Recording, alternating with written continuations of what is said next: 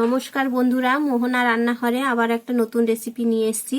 আজকের রেসিপি দেখো, মশলা নিমকি দেখাবো। মশলা নিমকি বানাবার জন্য এখানে আমি এই ছোট চামচের 1 চামচ করে মশলা নিয়ে নিচ্ছি। এখানে দেখো গোলমরিচ আছে, গোটা ধনে আছে, গোটা জিরে আছে, আর জোয়ান আছে, আর 2টো শুকনো লঙ্কা আছে। এই মশলাগুলো আমি শুকনো কড়াইতে ভেজে মিক্সিতে গুঁড়ো করে নেব।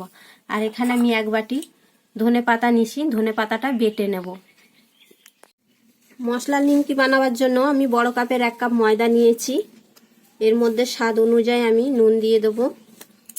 এই চামচটার 1 চামচ আমি চিনি দেব, আর সামান্য একটু কালো জিরে দেব। ভেজে রাখা মশলাটা এর মধ্যে দিয়ে দেব। আর এখানে আমি 1/2 চামচ মতন খাবার সোডা দিচ্ছি।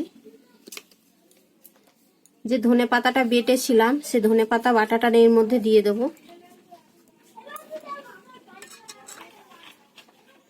এখানে আমি পরিমাণ মতন ময়াম দিয়ে দেব।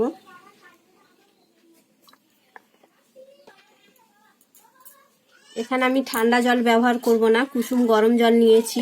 সব উপকরণগুলো ভালো করে মেখে নেব।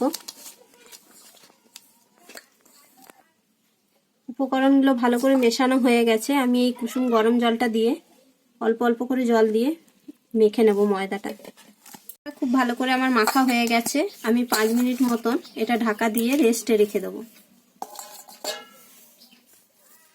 5 মিনিট পর আমি ফিরে এলাম। ময়দাটা খুব সুন্দর সফট হয়ে গেছে। এবার আমি ছোট ছোট করে লেচি করে নেব।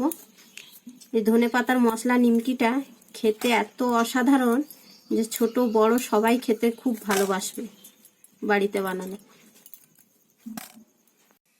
এবার তেল দিয়ে আমি ভালো করে রুটির মতন করে বেলে নেব, বড় করে।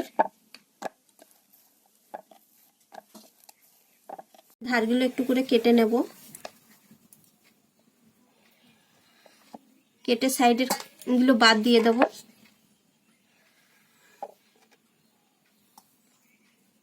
আমি এরকম ডিজাইনের বানাচ্ছি, তোমরা যেমন খুশি পছন্দ করবে, যেরকম ডিজাইনের সেরকম তোমরা বানাবে।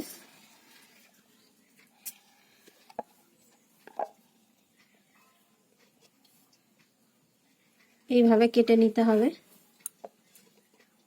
এগুলো বেলা হয়ে গেছে। এবার আমি নিমকিগুলো ভাজার জন্য গ্যাসের কাছে চলে যাব। কড়াইতে তেল আমি আগে থেকে গরম চাপিয়ে দিয়েছিলাম, তেলটা গরম হয়ে গেছে। এবার নিমকিগুলো আমি দিয়ে দেব।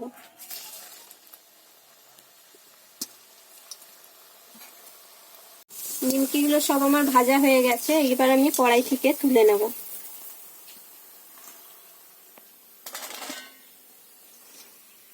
নিমকিগুলো আমার সব হয়ে গেছে। আমি একটা প্লেটের মধ্যে সাজিয়ে নেব। এই নিমকিগুলো খেতে এত অসাধারণ যে বাইরের লোক যদি সন্ধ্যাবেলায় আসে চায়ের সাথে দিলে ওরাও খেলে একদম যেন অবাক হয়ে যাবে। তোমরা একবার এই রেসিপিটা বাড়িতে ট্রাই করে দেখবে। যদি তোমাদের ভিডিওটা ভালো লাগে তাহলে ভিডিওটাতে একটা লাইক করবে, চ্যানেলটাকে সাবস্ক্রাইব করবে, আর কমেন্ট করে জানাবে।